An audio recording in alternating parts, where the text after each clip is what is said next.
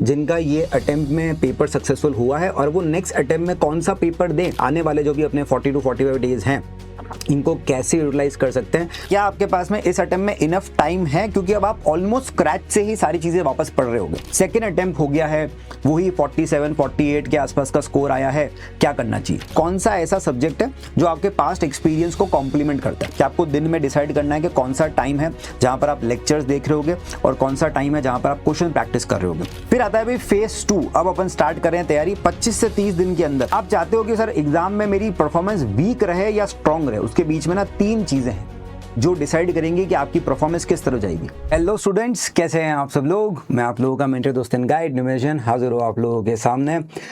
तो बच्चों, ACCA के जून 2026 अटेम्प्ट के रिजल्ट्स आ चुके हैं। बहुत सारे बच्चों ने हमारे साथ में उनका बहुत ही अच्छा पॉजिटिव रिजल्ट शेयर करा है, बट जहाँ पर हम कहते हैं खुशी होती है तो वहाँ पे थोड़ा सा गम भी होता है। तो कुछ स्टूडेंट्स का ये भी हमारे पास में रिस्पॉन्स आया कि सर किसी रीज़न की वजह से इस अटेम्प्ट में हम वो रिजल्ट अचीव नहीं कर पाए जिसकी हमें उम्मीद थी। तो आज की इस वीडियो में उन दोनों पॉइंट ऑफ व्यू से अपन बात करने वाले हैं। उन स्टूडेंट्स के लिए भी बात करेंगे जिनका ये अटेम्प्ट में पेपर सक्सेसफुल हुआ है और वो नेक्स्ट अटेम्प्ट में कौन सा पेपर दें या कौन सा कॉम्बिनेशन उनके लिए वर्क करेगा या कौन सा कॉम्बिनेशन उनके लिए ज़्यादा बेटर रहेगा, इसके बारे में सोच रहे हैं और इनडिसाइडेड है अभी तक। और उन स्टूडेंट्स के लिए भी मैं बात करूंगा जिनका ये रिजल्ट सक्सेसफुल नहीं रहा और वो सोच रहे हैं कि सर अगले अटेम्प्ट में मुझे करना क्या है, क्या सेम पेपर अटेम्प्ट करना चाहिए, दूसरा पेपर देना चाहिए या अगला अटेम्प्ट देना भी चाहिए या स्किप करना चाहिए। और अगर आप इस वीडियो के लास्ट तक रहोगे तो आपको एक बोनस मिलेगा। आपको मिलने वाला है एक नेक्स्ट 40 to 45 डेज का स्टडी प्लान, एक मास्टर स्टडी प्लान, जहां पे मैं सारी चीजें बताऊंगा कि आप आने वाले जो भी अपने 40 to 45 डेज हैं इनको कैसे यूटिलाइज कर सकते हैं ताकि आपका रिजल्ट अगले अटेम्प्ट में पॉजिटिव रहे। ठीक है, तो चलिए शुरू करते हैं इस वीडियो को। सबसे पहले तो अपन बातचीत स्टार्ट करते हैं भाई स्किल लेवल के पेपर्स के साथ में। देखो, अगर आपने स्किल लेवल का अभी कोई भी पेपर पास करा है तो और आप नेक्स्ट पेपर अटेम्प्ट करने के बारे में सोच रहे हो तो देयर आर सम कॉम्बिनेशंस जो हम कहते हैं कि जो वर्क करते हैं, या अगर आप इस ऑर्डर में थोड़ा से पेपर्स को अटेम्प्ट करते हैं तो कहीं ना कहीं लिंक बैठ जाता है चीज़ों का। जैसे ज़्यादातर बच्चे स्टार्ट करते हैं विथ FR। तो अगर आपने अभी FR का पेपर क्लियर करा है और अगले अटेम्प्ट में आप एक पेपर प्लान कर रहे हैं तो आपके लिए one of the best choice बनता है ऑडिट का पेपर। ऑडिट के पेपर में क्योंकि सारी की सारी चीजें, देखो जब हम ऑडिटर की बात करते हैं तो ऑडिटर का काम ही होता है अकाउंटिंग इन्फॉर्मेशन को चेक करना। ठीक है, तो जब आपने FR का पेपर अभी क्लियर करा तो आपके दिमाग में IFRS के पॉइंट्स वगैरह जो हैं वो बिल्कुल क्लियरली है। ठीक है, और अब आप एज एन अकाउंटेंट ये आपको पता है कि भाई ये अकाउंट्स में ये पर्टिकुलर ट्रांजैक्शन रिकॉर्ड कैसे होता है। तो अब फिर ये सोचना कि इस ट्रांजैक्शन या इस रिकॉर्ड को अपन किस तरीके से चेक करेंगे, ऑडिट करेंगे, वो थोड़ा सा इजीली हो जाता है। तो FR अगर आपने दिया है तो आप ऑडिट के बारे में सोच सकते। ऑब्वियसली बात है, कुछ बच्चों को थ्योरी उतनी पसंद नहीं होती। काफी बार स्टूडेंट्स मेरे पास आते भी कि सर पता है FR के बाद में ना ऑडिट बहुत अच्छा कॉम्बिनेशन है, बट मेरे को ना थ्योरी में थोड़ा डर लगता है, मैं थ्योरी थोड़ा सा लास्ट में अटेम्प्ट करना चाहता हूँ। तो नेक्स्ट बेस्ट ऑप्शन क्या है? तो फिर आप FM अटेम्प्ट कर सकते हो। FM के अंदर इसलिए क्योंकि FM के अंदर बहुत सारे रेशियोज वगैरह हैं जो आप ऑलरेडी FR के अंदर ज्यादा डिटेल में पढ़ के आते हो। FR में वो ratios as it is carry forward होते हैं, कुछ कंसेप्ट्स भी हैं जो कैरी फॉरवर्ड होते हैं, बहुत सारी चीजें हैं जो आप ऑलरेडी FR में पढ़ते हो और उन्हीं को हम FM के अंदर भी पढ़ते हैं। तो फिर आपके लिए वो एक अच्छी चॉइस बन जाती है कि अगर ऑडिट नहीं देना है तो FM दे दो। ठीक है साहब। अब किसी बच्चे ने अगर अभी मान लो FM क्लियर करा है, ठीक है, और वो नेक्स्ट पेपर के बारे में सोच रहा है, और अगर आपका FR क्लियर है तो फिर ठीक है, नहीं तो FR आपको देना चाहिए। FM के बाद में वही लिंक बैठ जाएगा फिर से। मान लो आपका FR और FM क्लियर है, अब आप नेक्स्ट सोच रहे हो तो यू कैन गो इधर विद टैक्स और PM के लिए इसलिए क्योंकि कुछ कंसेप्ट्स FR और FM के PM में कैरी फॉरवर्ड हो जाएंगे, स्पेशली रेशियोज वगैरह कैरी फॉरवर्ड हो जाएंगे, तो वहां पे एक आपको हेल्प मिल जाएगी। अगर आप चाहते हो कि एक ऐसा सब्जेक्ट जो पूरी तरीके से प्रैक्टिकल हो, जिसमें सर ये थ्योरी वाला ना पॉइंट ही नहीं आए कि सेक्शन C में लिखना पड़ता है ना सर, वो मिनिमम, तो फिर आप टेक्स्ट के साथ में भी जा सकते हो। अच्छा, टेक्स्ट का कॉम्बिनेशन ऐसा नहीं कि वो किसी भी पेपर के बाद दो, डजंट मेक एनी डिफरेंस। हाँ, कुछ बच्चे FR के बाद में भी टेक्स्ट दे देते हैं, मैं कहता हूँ कोई दिक्कत वाली बात नहीं है उसके अंदर। आप टेक्स्ट जो है वो कहीं पर भी फिट हो जाएगा। ठीक है, जो पेपर मैं कहता हूँ कि ऑलमोस्ट सब बच्चों को थोड़ा सा लास्ट में देना चाहिए वो है PM का। आप पहले एक बना FR निकाल दो, FM निकाल दो, टेक्स्ट अगर अच्छा लगता है टेक्स्ट निकाल दो, उसके बाद में फिर PM के बारे में सोचना। थोड़ा सा वो कंपैरेटिवली टफ रहता है, तो इनिशियल लेवल पे आप थोड़े से जो इजी वाले पेपर है FR FM टेक्स्ट, इनको पहले निकाल दो, उसके बाद में आप फिर PM वगैरह के लिए सोच सकते हो। ठीक है, अब तो ये बातचीत होगी स्किल लेवल के उन बच्चों की जिनका पेपर अभी अभी पास हुआ है। अब उन स्टूडेंट से बात कर लेते हैं सर जिनका स्किल लेवल पे कोई रिजल्ट नेगेटिव आया है। तो देखो अब डिपेंड करेगा कि आपके मार्क्स कितने आए। बहुत सिंपल सी स्ट्रैटेजी है। देखो कभी कभी ये होता है ना कि अगर बहुत ज्यादा गैप है आपके मार्क्स के अंदर, ठीक है, तो आपको ये भी सोचना चाहिए कि क्या यार सर, मैं जैसे कुछ बच्चे होते हैं जो 47, 48, 49 पर फेल होते हैं, मैं कहता हूं कि आंख बंद करके नेक्स्ट अटेम्प्ट में सेम पेपर को वापस आप दे दो। बस थोड़ी सी स्ट्रैटेजी को मॉडिफाई करते हैं, थोड़ी और प्रैक्टिस करते हैं, अपनी परफॉर्मेंस रिपोर्ट को चेक करो कौन कौन से उसमें से सेक्शंस थे, सेक्शन ए में, बी में, सी में से कौन सा ज्यादा अच्छा रहा, कौन सा खराब रहा, प्लस जो अब वो सिलेबस वाइज जो ब्रेकअप देता है वो, तो कौन से पार्ट में से, सिलेबस के कौन से पार्ट में आपका क्या स्कोर रहा, उससे आप अपने वीक एरियाज को आइडेंटिफाई करो और उन पे काम करो, आप आराम से पेपर पास कर लोगे। तो किसी बच्चे के अगर 1 to 5 मार्क्स के बीच का डिफरेंस है तो आपको सोचने की कोई जरूरत नहीं है, आप सेम पेपर दो, बस थोड़ी सी स्ट्रैटेजी चेंज करो। अगर जो डिफरेंस रहा है वो 16 to 15 मार्क्स के 6 to 15 तक जा रहा है, 35 to 45 के बीच का अगर आपका स्कोर है लेट्स से, तो भी आपको सेम पेपर वापस देने के बारे में सोचना चाहिए, अनलेस एंड अनटिल आपको लगता है कि सर आपके पास में इनफ टाइम नहीं है। अगर आपको लगता है कि आप नेक्स्ट अटेम्प्ट में ना उतनी मेहनत शायद ना कर पाओ, बिकॉज कोई स्टूडेंट जॉब में हो सकता है, कोई किसी के कॉलेज के पेपर हो सकते हैं, कुछ और रीजन हो सकता है, अनटिल एंड अनलेस आपके पास में इनफ टाइम है, आपको सेम पेपर कंटिन्यू करना चाहिए, आपको स्किप नहीं करना चाहिए अटेम्प्ट। हाँ, अगर गैप 15 प्लस का, मतलब स्कोर 35 से भी नीचे का रहा है, तो फिर नाउ इट मेक सेंस कि एक बार सोचो कि क्या आपके पास में इस अटेम्प्ट में इनफ टाइम है, क्योंकि अब आप ऑलमोस्ट स्क्रैच से ही सारी चीजें वापस पढ़ रहे होगे। जब आप अपनी परफॉर्मेंस रिपोर्ट को भी देखोगे तो कुछ मेजर उसमें आपको हो सकता है एक कोई आधा सेक्शन आपको ऐसा दिख जाए, कोई एक ऐसा चैप्टर आपको दिख जाए जिसमें आपका स्कोर काफी स्ट्रांग रहा हो, बाकी ओवरऑल एरिया में वीकनेस दिखेगी वहां पे।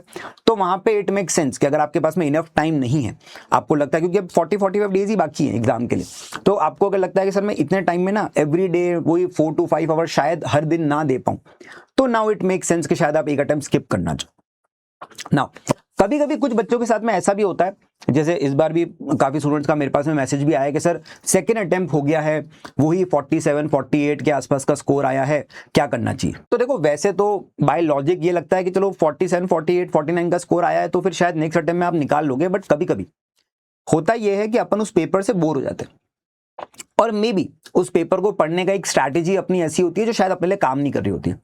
तो अगर किसी बच्चे के साथ में ऐसा हुआ है कि सेकंड अटेम्प्ट हो चुका है या थर्ड अटेम्प्ट हो चुका है और आप सेम पेपर में स्ट्रगल कर रहे हो, तो नाउ इट मेक सेंस कि आप एक अटेम्प्ट में किसी और पेपर पे स्विच हो जाओ, इस अटेम्प्ट में कोई और पेपर दे दो या ये अटेम्प्ट स्किप ही कर दो। ठीक है, मैंने 90% केसेस में ऐसा देखा है कि जब बच्चा स्विच करता है, मतलब एक पेपर की बजाय दूसरा पेपर देने के बारे में सोचता है और उसके बाद में फिर वो वापस से मूव करता है सेम पेपर के ऊपर, तो उनको पॉजिटिव रिजल्ट्स बहुत ज्यादा मिलते हैं, क्योंकि कितनी बार ना अपन सेम चीज पढ़ के बोर हो जाते हैं। तो उन स्टूडेंट्स के लिए आई वुड सजेस्ट कि आप दूसरे किसी पेपर पे शिफ्ट हो जाओ और पिक एन इजी सब्जेक्ट। जैसे मान लो कोई बच्चा है जो लेट्स से एफआर के बाद में ऑडिट प्लान कर रहा था, ऑडिट में स्ट्रगल कर रहा है, गो विद टैक्स और एफएम। मे बी मान लो एफआर एफएम हो चुका है, आपने पीएम के बारे में सोचा था, पीएम में स्ट्रगल कर रहे हो, go with tax, comparatively easy है। मान लो कि बच्चा टैक्स में स्ट्रगल कर रहा है, आपके प्रैक्टिकल वीक है, तो you can go with audit, वहां पे थ्योरी है बहुत सारी, कुछ बच्चों की थ्योरी बहुत स्ट्रांग होती है। तो फिर वहां पे जहां पे आप मल्टीपल अटेम्प्ट से स्ट्रगल कर रहे हो, नाउ दैट मेक सेंस कि आपको अटेम्प्ट या तो एक अटेम्प्ट का गैप लेना चाहिए या किसी दूसरे पेपर पे स्विच करना चाहिए। मैं बोलूंगा अटेम्प्ट गैप लेने से तो बेटर, जिन बच्चों के पास टाइम है, अटेम्प्ट मतलब ये गैप लेना कंपैरेटिवली ना टाइम वेस्ट जैसा लगता है। ठीक है, काफी बच्चा उससे डीमोटिवेट भी हो जाता है, तो इट्स बेटर कि आप किसी दूसरे पेपर पे स्विच हो जाओ इंस्टेड ऑफ के ड्रॉपिंग एन एंटायर अटेम्प्ट। हाँ, लेकिन अगर आपको लगता है कि सर टाइम भी कमी है और मार्क्स भी 35 वगैरह के नीचे ही आए थे और 2-3 अटेम्प्ट हो चुके हैं या इनमें से कोई भी कॉम्बिनेशन ऑफ रीजंस हैं, तो फिर वहां पे आप चाहो तो एक अटेम्प्ट स्किप करके वापस से अपनी स्ट्रैटेजी को रीथिंक करके और नए तरीके से तैयारी स्टार्ट कर सकते हैं। ठीक है, तो ये स्किल लेवल की बात होगी। प्रोफेशनल लेवल के लिए बात करते हैं। देखो जनरली प्रोफेशनल लेवल पे अभी मेरी तरफ से तो मैं हर बच्चे को यही कहता हूं, क्योंकि देखो आने वाले कुछ टाइम के अंदर ही, टेक्निकली अब तो 1 साल भी नहीं रह गया टेक्निकली देखा जाए तो, ठीक है, तो भाई नए सिलेबस आने ही वाला है। तो इट मेक सेंस कि आप सबसे पहले अपने 2 जो मैंडेटरी पेपर है, कंपल्सरी पेपर्स है, उन पे फोकस करो। एसबीएल, एसबीआर, इनको आप क्लियर करो किसी भी ऑर्डर में। पहले कुछ बच्चों को एसबीएल पसंद आता है, वो एसबीएल दे देते हैं, कुछ बच्चों को एसबीआर लगता है कि चलो अकाउंटिंग से रिलेटेड है तो पहले एसबीआर दे देते हैं। जो ऑर्डर आपको लगता हो अच्छा आप फॉलो कर सकते हो। ज्यादातर बच्चों के लिए जो ऑर्डर वर्क करता है वो एसबीआर विद के बाद में एसबीएल करता है, बट देयर आर स्टूडेंट जो पहले एसबीएल देके भी एसबीआर देते हैं, बट देने ये दोनों है। अब किसी भी ऑर्डर में दो, पहले ये 2 पेपर आपको क्लियर करने हैं। ठीक है, इट मेक सेंस कि आप पहले ये 2 मैंडेटरी पेपर निकाल दो, इनमें कोई चेंज नहीं आने वाला है। हाँ, बस सिलेबस थोड़ा बहुत चेंज होगा, बट ये 2 पेपर कहीं जा नहीं रहे। बाकी जो ऑप्शनल पेपर है उसके बाद में, उसके लिए आपको फिर बाद में सोचना चाहिए, ठीक है, क्योंकि उनमें चेंजेस होने वाले हैं, उनमें सिलेबस भी चेंज होगा, नया पेपर भी आएगा, 2 की जगह 1 ही पेपर देना पड़ेगा, तो वो चेंजेस काफी सारे आ रहे हैं। तो इट मेक सेंस कि आप पहले अपना एसबीएल और एसबीआर को पास करो, ठीक है। इसमें भी सेम वाली चीज है। अब अगर एक बार एसबीएल और एसबीआर मान लो किसी बच्चे का दोनों हो चुका है, एसबीएल हुआ है तो एसबीआर देना है, एसबीआर हुआ है तो एसबीएल देना है, वो तो क्लियर हो गया।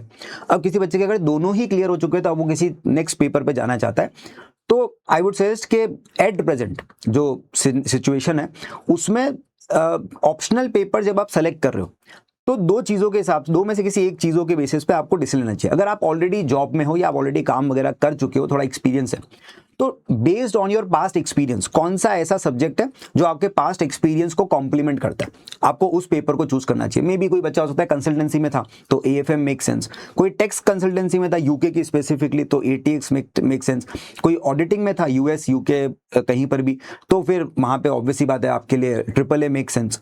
तो चूज अ सब्जेक्ट जो आपके पास्ट एक्सपीरियंस के साथ में थोड़ा सा कॉम्प्लीमेंट करता हो, थोड़ा सा रिलेट करता हो। या फिर सेकंड अप्रोच होती है कि आप फ्यूचर में किस फील्ड में जाना चाहते हो। अगर आपका मन है कंसल्टेंसी में जाने का, गो विथ एएफएम। आपका मन है कि भाई नहीं सर मुझे तो टैक्सेशन की तरफ जाना है, गो विथ एटीएक्स। आपका मन है ऑडिट की तरफ आगे बढ़ना है तो गो विथ ट्रिपल ए। तो 2 में से किसी एक बेसिस पे आपको अपना एक पेपर चूज करना चाहिए, which is either on the basis of your past experience या ऑन द बेसिस ऑफ कि आप फ्यूचर में कौन सी फील्ड में अपना करियर ग्रो करना चाहते हो। इन 2 में से किसी एक कॉन्टेक्स्ट पे आपको एक पेपर सेलेक्ट करना चाहिए।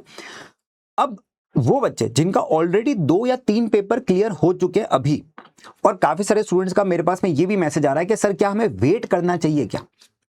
ये एक नई स्ट्रैटेजी थोड़ी सी मार्केट में आई है, पता नहीं कैसे क्यों कहां से, ठीक है, कि बच्चों के दिमाग में चल रहा है और ये डाला भी जा रहा है किसी न किसी तरीके से कि आपके 2 पेपर हो चुके हैं, अब आप एक पेपर और दे दो, या मान लो जिन बच्चों के 3 पेपर हो चुके हैं उनको कहा जा रहा है वेट आउट कर लो, 1 साल जॉब कर लो, 1 साल के बाद में जब नए स्कीम में अपन ट्रांजिशन करेंगे तो आप ऑटोमेटिकली एसीसीए बन जाओगे।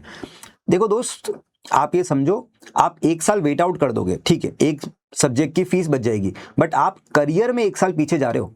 अगर आपने इस अगले अटेम्प्ट में मान लो वो पेपर दे दिया और आप एसीसीए बन गए तो आप 1 साल पहले एसीसीए बनोगे। एंड करियर फील्ड के अंदर सीनियरिटी मैटर करती है, चाहे आप उस चीज को एग्री करो चाहे ना करो, ठीक है। आप जितना जल्दी अपनी प्रोफेशनल क्वालिफिकेशन कंप्लीट करते हो ना, वो हमेशा आपके फेवर में वर्क करती है। तो ये जिन बच्चों के दिमाग में स्ट्रैटेजी बिठाई जा रही है और जो बना रहे हैं, स्पेशली वो बच्चे जिनका ऑलरेडी 2 या 3 पेपर प्रोफेशनल लेवल के क्लियर हो चुके हैं, उनको वेट नहीं करना है, अपना 4th पेपर दो और जितना हो सके तो जल्दी एसीसीए बनो दोस्त। ये कहीं से भी सेंसिबल स्ट्रैटेजी नहीं है कि आपको वेट आउट करना चाहिए, ठीक है ना। आप अपने करियर को 1 साल पीछे लेके जा रहे हो। आप समझो, देखो आप अगर अभी जाओगे तो एट प्रेजेंट भले आपके 13 पेपर हो चुके हैं, आप नई स्कीम के हिसाब से गिवन अमाउंट ऑफ पेपर्स आपने क्वालिफाई कर लिए, बट ओल्ड स्कीम के हिसाब से अभी अपने आपको एसीसीए तो नहीं बोल सकते ना। तो जो कंपनी आपको हायर कर रही है या जिसके साथ में आप काम कर रहे हो, जिस कंपनी में आप जॉब करने जाना चाहते हो, वो आपको अभी भी पार्शियली क्वालिफाइड पर्सन ही मानेगी, सेमी क्वालिफाइड पर्सन ही मानेगी। तो वो कैसे आपको फुल पैकेज देगी। यहीं पर अगर आप अगले अटेम्प्ट में अपना 4th पेपर क्लियर करके एसीसीए का टैग ले देते हो, एसीसीए एफिलिएट बन जाते हो, आपके पैकेजेस में ग्रोथ आपको जल्दी देखने को मिलेगी ना। और ये 1 साल का जो गैप है ये बहुत बड़ा होता है जब आप लॉन्ग टर्म में इस चीज को सोचोगे। तो ये स्ट्रैटेजी किसी भी तरीके से मतलब करियर के पॉइंट ऑफ व्यू से तो सेंस बनाती ही नहीं है कि आपको वेट आउट करना चाहिए, स्पेशली वो बच्चे जिनका ऑलरेडी 3rd पेपर हो चुका है, ठीक है, या जो 3rd पेपर की प्लानिंग कर रहे हैं और सोच रहे हैं कि 3rd पेपर दूंगा और फिर रुक जाऊंगा। नहीं दोस्त, आपको अगर 3rd पेपर हो चुका है तो 4th पेपर भी दो और हाथों हाथ फटाफट से एसीसीए एफिलिएट का टैग ले लो, ठीक है। सीनियरिटी हमेशा हेल्प करती है। और जिन लोगों का 3rd पेपर भी है, आपको भी 4th पेपर के बारे में सोचना है। हाँ, जब अपन मार्च 2027 में बैठे होंगे या जून 27 में बैठे होंगे तब की बात अपन अलग कर रहे होंगे, बट अभी इट डजंट मेक सेंस। आप अपने करियर को ऑलमोस्ट 1 साल पीछे ले जाने की बात कर रहे हो, मतलब बिल्कुल भी किसी भी तरीके से सेंसिबल बात नहीं है।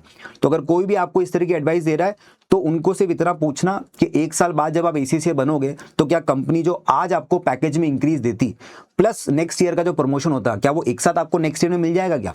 ऑब्वियसली नॉट, ठीक है। तो प्रैक्टिकली लॉजिकली सोचो, फाइनेंशियली मॉनेटरीली सोचो, आप एक पेपर की फीस बचाने के लिए अपना कितना लाखों का नुकसान करवा रहे हो पैकेज के पॉइंट ऑफ व्यू से। तो डजंट मेक एनी डिफरेंस दोस्त। आरओआई कैलकुलेट करके देख लो यार, आप लोग एसीसीए के स्टूडेंट्स हो, आरओआई निकाल के देखो इस डिसीजन की आपकी, आप कितना बड़ा लॉस ले रहे हो अपने करियर में। तो डजंट मेक एनी डिफरेंस, मतलब सेंस बिल्कुल नहीं बनाता है। आपको पेपर देना चाहिए और अभी के अभी एसीसीए बनना चाहिए। अब कौन सा पेपर दे, तो जैसे मैंने बताया दो में से एक स्ट्रैटेजी है, ऑन द बेसिस ऑफ इधर पास्ट एक्सपीरियंस या ऑन द बेसिस ऑफ कि आपको आगे क्या अपना करियर ग्रो करना है। हाँ, कुछ कॉम्बिनेशंस काम करते हैं साथ में, जैसे AFM plus ATX is considered as a good combination, AFM plus AAA is also considered as a good combination. तो आप इन दो कॉम्बिनेशन पे जा सकते हो जब तक आपको PM में APM में इंटरेस्ट ना हो। अगर किसी बच्चे को होता है APM में इंटरेस्ट होता है तो कोई दिक्कत नहीं, APM जाओ आप वहां पे, वो भी कंपैरेटिवली लेस कॉम्पिटिटिव फील्ड है। आप प्लानिंग की तरफ देख सकते हो, अगर आपको किसी कंपनी में कंट्रोलिंग पार्ट्स की तरफ जाने की इच्छा है, मैनेजमेंट अकाउंटेंट बैकएंड पे कंपनी को सपोर्ट करने की इच्छा है, डेटा एनालिसिस में जाने की इच्छा है, वहां पर फिर इट मेक सेंस कि आप APM भी ले सकते हो, ठीक है ना। Otherwise AFM plus ATX, AFM plus AAA make sense, ठीक है साहब। अब वो स्टूडेंट जो सेम यहाँ पर ही बात होगी कि भाई लेट से अगर किसी वजह से कोई पेपर पास नहीं हो रहा है, तो यहाँ पर ही वही, अगर फर्स्ट अटेम्प्ट ही है और जो स्कोर का गैप है वो बहुत कम है, तो इट मेक सेंस कि आप सेम पेपर दे दो। वही 1 to 5 मार्क्स के 6 मार्क्स के बीच का गैप है, सेम पेपर देना चाहिए। 6 to 15 है तो जब तक इनफ टाइम है तब तक सेम पेपर दो, अदरवाइज आप स्किप करने के बारे में सोच सकते हो। 15 प्लस से अगर बैक का स्कोर आया है तो नाउ इट मेक सेंस कि शायद आप एक अटेम्प्ट अपने आप को स्किप करना देना चाहो। अगर मान लो ऑलरेडी 1-2 अटेम्प्ट हो चुके किसी पेपर, जैसे काफी सारे बच्चे AAA ट्राई करते हैं, 2 अटेम्प्ट हो जाते हैं, 3 अटेम्प्ट हो जाते हैं, तो नाउ इट मेक सेंस कि आप AFM या ATX में से किसी एक सब्जेक्ट की तरफ मूव कर सकते हो, ठीक है साहब। तो थोड़ा सा इन चीजों का ध्यान रखना। सेम जो स्किल लेवल के लिए एडवाइस है वही मेरी प्रोफेशनल लेवल के लिए भी एडवाइस रहेगी, ठीक है। अब आते हैं साहब बोनस पार्ट के ऊपर। Next 40 to 45 days depending on आपका पेपर कब है, तो 40 to 45 डेज जो भी आपके पास में, उसके लिए सर हमारा स्टडी प्लान क्या होना चाहिए, एक मास्टर प्लान क्या होना चाहिए। तो देखो, सबसे पहले तो जो बच्चे नया सब्जेक्ट प्रिपेयर कर रहे हैं, आपको अपना एक दिन एटलीस्ट देना चाहिए टू रिसर्च के ये सब्जेक्ट की क्या रिक्वायरमेंट्स है, हमें क्या क्या चीज़ें इसमें पढ़नी है, कौन कौन से टॉपिक्स पढ़ने वाले हैं, किस टॉपिक का क्या वेटेज रहता है एग्जाम के अंदर। इसके ऊपर वेटेज के ऊपर काफ़ी सारी वीडियोस हमने भी बना रखी है, आप हम चैनल पे जाके उनको सर्च कर सकते हैं, ठीक है। ACCA की वेबसाइट्स वगैरह पे आपको इन्फॉर्मेशन मिल जाएगी, आप वहाँ पे देख सकते हैं। तो अंडरस्टैंड करो, और पेपर का क्या एग्जाम स्ट्रक्चर है, आपको कितना सेक्शन C में कितना लिखना पड़ेगा, कितना प्रैक्टिकल आएगा, डिपेंडिंग ऑन द पेपर सब चेंज हो जाते हैं। सेक्शन कैसे होंगे, क्वेश्चन की कह लो कि वेटेज कितना होगा, क्योंकि हर प्रोफेशनल पे भी पेपर्स का पेपर पैटर्न थोड़ा डिफरेंट होता है। स्किल लेवल पे भी बाकी सब्जेक्ट्स का पेपर पैटर्न थोड़ा अलग है, बट टैक्स और ऑडिट का थोड़ा सा अलग जाता है। तो डिपेंडिंग ऑन आप कौन सा पेपर दे रहे हो, अंडरस्टैंड द एग्जाम स्ट्रक्चर, अपने स्टडी मटेरियल्स वगैरह को ऑर्गेनाइज करो, ठीक है। अपने सब सिलेबस को टॉपिक वाइज ब्रेक डाउन करो, इसके अंदर इसका वेटेज वगैरह जरूर लिखने स्टार्ट करो कि भाई कौन से टॉपिक का कितना वेटेज है, ताकि आप उसके हिसाब से उसको तैयारी कर सको, और अपने प्रॉपर एक स्टडी प्लान बना दो। अब ये प्लान कैसे होगा ये अपन बात करते हैं, बट आपको एटलीस्ट ये तो करना है कि आपको दिन में डिसाइड करना है कि कौन सा टाइम है जहां पर आप लेक्चर्स देख रहे होगे और कौन सा टाइम है जहां पर आप क्वेश्चन प्रैक्टिस कर रहे होगे। मेक सेंस कि आप दिन में कम से कम इसको, इन दोनों को ना एक साथ करने के बजाय 2 पार्ट में अगर करो तो अच्छा रहता है। जैसे कुछ बच्चों को लगता है कि सर मैं सुबह जल्दी उठ के ना प्रैक्टिस ज्यादा अच्छे से कर पाता हूँ, तो मैं हमेशा कहता हूँ कि सुबह फिर अगर आपको लगता है कि आप जल्दी उठ के प्रैक्टिस कर सकते हो, तो मॉर्निंग वाला टाइम क्वेश्चन प्रैक्टिस को, सेक्शन C की प्रैक्टिस पे, AB की प्रैक्टिस पे आप वहां पे दो, ठीक है। टेस्ट अटेम्प्ट करने पर, DPP सॉल्व करने पर वो टाइम आपका वहां जाना चाहिए। और वहीं पे दूसरा जो टाइम है इवनिंग वाला या डे वाला, जो भी आप नेक्स्ट स्लॉट निकालना चाहते हो अपने करियर, अपने टाइम, डिपेंडिंग ऑन आपकी लाइफ में अभी क्या चल रहा है, तो वो टाइम फिर आप लेक्चर के ऊपर दे सकते हो कि भाई आपके लेक्चर्स कंप्लीट करने हैं, आपको उसके लिए दे दो। तो ऐसा एक आपको टाइम अलोकेट करना पड़ेगा, जो बेस्ट टाइम है हर जने की लाइफ में, डिपेंडिंग ऑन आपकी लाइफ साइकिल कैसी है, आपकी कहते हैं कि डे का स्ट्रक्चर कैसा है, ठीक है। आपकी लाइफ में अभी आप जॉब कर रहे हैं, कॉलेज जा रहे हैं, जैसे भी जो भी कहाँ पे फ्री टाइम मिलता है, उसके हिसाब से कुछ कह लो कि टाइम पीरियड्स होते हैं जो बहुत प्रोडक्टिव या बहुत लेस प्रोडक्टिव होते हैं। किसी के लिए वो अर्ली मॉर्निंग के आवर्स होते हैं, किसी के लिए वो इवनिंग के आवर्स होते हैं। तो डिपेंडिंग ऑन आपके लिए क्या वर्क करता है, अब वो अपना सबसे इफेक्टिव टाइम जो है वो क्वेश्चन प्रैक्टिस को देना स्टार्ट करो, आपको रिजल्ट्स बेटर लगने स्टार्ट होंगे, ठीक है ना। फिर आता है भाई फेज 2। अब अपन स्टार्ट कर रहे हैं तैयारी। 25 से 30 दिन के अंदर आपको अपना सिलेबस कंप्लीट करना होगा, ठीक है। इसके अंदर आप जो भी आपके टॉपिक्स हैं, जो जितना वेटेज है उसके हिसाब से उसको टाइम दो। जो कम वेटेज वाला उसको जल्दी कंप्लीट करने की कोशिश करो, जो ज़्यादा वेटेज वाला उसको थोड़ा ज़्यादा टाइम दे भी दिया तो इट मेक सेंस, ठीक है। कोशिश करो कि आप साथ साथ में नोट्स वगैरह ले रहे हो, टॉपिक्स को समराइज कर रहे हो, चार्ट नोट्स वगैरह। से क्लास में मैं काफ़ी बार चार्ट नोट्स वगैरह देता रहता हूँ, तो आप उनको लिख रहे हो। जो मैं चीज़ें बोल रहा हूँ कि यार इस आंसर को ना राइट करके रखना अपने हिसाब से, ये आपके एग्जाम में काफ़ी बार रिपीट होता है। तो ऐसी चीज़ों पर आप काम कर रहे हो, ये सब एक्टिव लर्निंग कहलाती है, ठीक है। फॉर्मूले वगैरह आप लिख के रख रहे हो, अपने पास में फॉर्मूला शीट बना के रख रहे हो, इन सब चीज़ों पर आप काम करो। साथ साथ में अपने क्वेश्चन प्रैक्टिस करते रहो जो क्लास में हो रहे हैं, जो आपके क्वेश्चन बैंक्स के अंदर हैं, जो आपको DPPs वगैरह मिलती है हमारी तरफ से, उन सबको आप सॉल्व करते रहो। मैं पास्ट एग्जाम के क्वेश्चंस वगैरह क्लास में डिस्कस कराता रहता हूँ, आप उनको अटेम्प्ट कर रहे हो साथ साथ में, ठीक है। तो मेक श्योर करोगे आपकी प्रैक्टिस भी साथ साथ में चली जा रही है, और आइडेंटिफाई करते रहो कौन कौन से वीक एरियाज हैं, ताकि उनको आप डाउट सेशंस वगैरह में हमारे साथ में सॉल्व करवाते रहो। तो नेक्स्ट 25 to 30 डेज के अंदर, मतलब अगर आज से अपन देखें तो समवेयर अराउंड आपका टारगेट होना चाहिए कि बाय 10th of अगस्त से लेके मैक्सिमम 15th of अगस्त के बीच में आपका सिलेबस कंप्लीट हो जाना चाहिए, ठीक है। फिर आपका फेज 3 स्टार्ट होगा, which will be targeted towards practice and जो भी आपने सीखा है उसको अप्लाई करने के लिए, स्पेशली सेक्शन सी के क्वेश्चंस के ऊपर, क्योंकि ज्यादातर बच्चे यही करते हैं कि ए और बी की प्रैक्टिस तो कर लेते हैं, बट सेक्शन सी में स्पेशली थ्योरेटिकल सेक्शन सी का जो पार्ट होता है, जैसे एफएम, एफआर, ऑडिट, पीएम, इन सब में थ्योरी आती है, तो उसकी प्रैक्टिस में थोड़ी सी कंजूसाई करते हैं। अपने को अब इस पे काम करना है डेडिकेटेडली फॉर 7 to 8 डेज, ठीक है। आप अपने रिवीजन किट्स पे जो क्वेश्चंस वगैरह हैं, एग्जाम क्वेश्चंस वगैरह हैं, उनको सॉल्व करो, अपने आंसर्स को एनालाइज करो, मॉडल आंसर से चेक करो, अपनी फैकल्टीज से चेक करवाओ, ठीक है। अपने कलीग्स वगैरह से बातचीत करो, हमारे एसएमईज वगैरह से चेक कराओ कि ये लैंग्वेज सही लग रही है क्या, कुछ इसमें इंप्रूवमेंट कर सकते हैं। जो भी वीक एरियाज हैं उनको टाइम टू टाइम बेसिस पे आप रिवाइज करते रहो, डाउट्स वगैरह सॉल्व कराते रहो, ठीक है। पास्ट के जो पेपर्स हैं जो एसीसी की वेबसाइट पे आपको मिलते हैं, स्पेशली फॉर द अपने जो सेक्शन सी के क्वेश्चंस होते हैं उनके लिए, आप उनको अटेम्प्ट करो, ताकि आपको भी पता पड़े कि जो अभी तक हम पढ़ रहे हैं और जो एग्जाम में क्वेश्चन आए हुए हैं हम उनको किस तरीके से अटेम्प्ट कर पा रहे हैं या क्या कमी रह रही है, ठीक है। तो ये आपकी थर्ड फेज रहेगी। फिर आएगी last phase, last 7 to 8 days. मैं कहता हूं कोई बच्चा अगर ऑलरेडी पढ़ाई स्टार्ट कर चुका है तो वो इस फेज के लिए लास्ट के 10 दिन भी अपने निकाल सकता है, अगर वो सही से अपने आप को मैनेज करे तो, और उन्होंने अगर थोड़ी पढ़ाई ऑलरेडी कर दी। मैंने यहाँ पे ये माना है कि कुछ बच्चे ऐसे भी होंगे जो रिजल्ट का वेट करते हैं और रिजल्ट के बाद पढ़ाई स्टार्ट करते हैं, तो उनके लिए 7 to 8 डेज ही बचेंगे लास्ट में। बट वो बच्चे जिन्होंने ऑलरेडी अपनी पढ़ाई स्टार्ट कर ली थी थोड़ी पहले से, तो उनके पास में थोड़े से दिन एक्स्ट्रा होंगे, वो हमेशा आपको ऑब्वियसली बात है हायर मार्क्स स्कोर करने में हेल्प करेंगे। अब आप चाहते हो कि सर एग्जाम में मेरी परफॉर्मेंस वीक रहे या स्ट्रांग रहे, उसके बीच में ना 3 चीजें हैं जो डिसाइड करेंगी कि आपकी परफॉर्मेंस किस तरह जाएगी, ठीक है। सबसे पहला है कि आपने कितना ज्यादा रिवीजन करा है, कॉम्प्रिहेंसिव वे में जो भी चीजें आपने पढ़ी है क्या उनको आपने सही से रिवाइज करा है, नहीं करा है। आपने जो नोट्स बनाए थे यहाँ पे वो बहुत काम आएंगे रिवीजन के टाइम पे, ठीक है। जो भी क्लास में मैंने इंपॉर्टेंट टॉपिक्स वगैरह आपको मार्क कराए कि आप उनको सही से रिव्यू कर रहे हो, नहीं कर रहे हो, वो सब चीजें देखनी पड़ेगी, ठीक है। आपका रिवीजन जो है उसमें आपके जो वीक एरियाज हैं, स्पेसिफिकली वीक एरियाज हैं, उनके ऊपर आपको बहुत ज्यादा फोकस करना चाहिए, उनको इंप्रूव करने पे आपको ध्यान देना चाहिए, और कम से कम 3 हो सके तो 5 मॉक्स अपने को देने, और मॉक्स एक साथ नहीं देने, मॉक्स में गैप होना चाहिए। जैसे आपने फर्स्ट मॉक दिया, फिर आपने देखा उसमें क्या स्कोर रहा, फिर 1-2 दिन का गैप लिया, जो भी वीक एरियाज थे उनको इंप्रूव करा, देखा कि भाई और कहां पे हम इंप्रूव कर सकते हैं, कौन से टॉपिक का रिवीजन बाकी है वो करा, फिर सेकंड मॉक दिया, देखा कितना इंप्रूवमेंट है, फिर वहां पे आइडेंटिफाई करा कौन कौन से वीक एरियाज हैं, फिर आपने थर्ड मॉक दिया। ऐसे अगर आप 1 वीक के अंदर 3 मॉक दे रहे हो, अगर थोड़े एक्स्ट्रा डेज हैं तो हो सकता है आप 4 या 5 मॉक भी स्क्वीज इन कर पाओगे, तो मिनिमम 3 तो सबको देने हैं, और गैप में देने हैं ये 2-2 दिन के गैप में, ताकि आप इंप्रूवमेंट देख सको। और ऐसा मत करना कि एग्जाम से 1 दिन पहले या 2 दिन पहले मॉक दे दिया। देखो ज्यादातर बच्चे ये करते हैं कि एग्जाम से 1 दिन पहले 2 दिन पहले मॉक देते हैं और फिर मैसेज करते हैं कि सर 66 आ रहे हैं, 70 आ रहे हैं, सर लग रहा है कि 75 तक का स्कोर बैठ रहा है, ठीक रहेगा क्या? देखो 70 प्लस तक तो मैं भी कहता हूँ कि चलो ठीक है यार बच्चा, कोई दिक्कत नहीं है, टेंशन मत लो। बट जिन बच्चों का स्कोर फिर एग्जाम से 1-2 दिन पहले वाले मॉक में ना 70 के नीचे आता है, वहां पे थोड़ा रिस्क आना स्टार्ट हो जाता है कि यार अब मैं बोलूं क्या, अब 2 दिन तो बाकी है, 2 दिन बाद तो पेपर है, अब क्या ही इंप्रूवमेंट हो जाएगा। तो फिर 1 दिन में वही छोटे मोटे टॉपिक्स का रिवीजन वगैरह आप कर पाओगे, वही चीजें हो पाएंगी। तो इट्स बेटर कि आप थोड़ा सा पहले अपना रिवीजन, अपना मॉक देना स्टार्ट करो। कम से कम कहते हैं कि एक आइडियल स्ट्रैटेजी तो ये रहती है, अगर आपने ऑलरेडी पढ़ाई स्टार्ट कर ली है तो एग्जाम की डेट से 10 दिन पहले अपना फर्स्ट मॉक दे दो।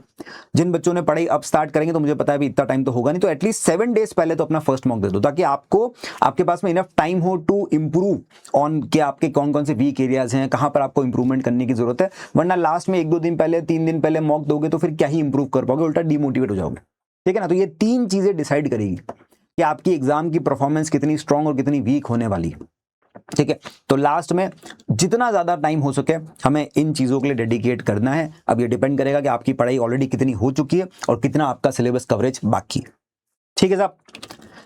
चलिए, तो students all the best for your upcoming attempt. मैं जो भी स्टूडेंट्स नेक्स्ट अटेम्प्ट में कोई भी पेपर वगैरह अगर अटेम्प्ट कर रहे हैं, तो आप लोगों के लिए डिपेंडिंग ऑन आपका इस अटेम्प्ट का रिजल्ट क्या रहा, उसके हिसाब से मैंने आपको नेक्स्ट कौन सा पेपर आपको देना चाहिए, क्या स्ट्रैटेजी होनी चाहिए, उसके बारे में बात करी। साथ साथ में जो भी बच्चे नेक्स्ट अटेम्प्ट में कोई भी पेपर प्लान कर रहे हैं तो उनको अगर एक मास्टर स्टडी प्लान चाहिए तो वो भी मैंने आपको प्रोवाइड करने की कोशिश करी है।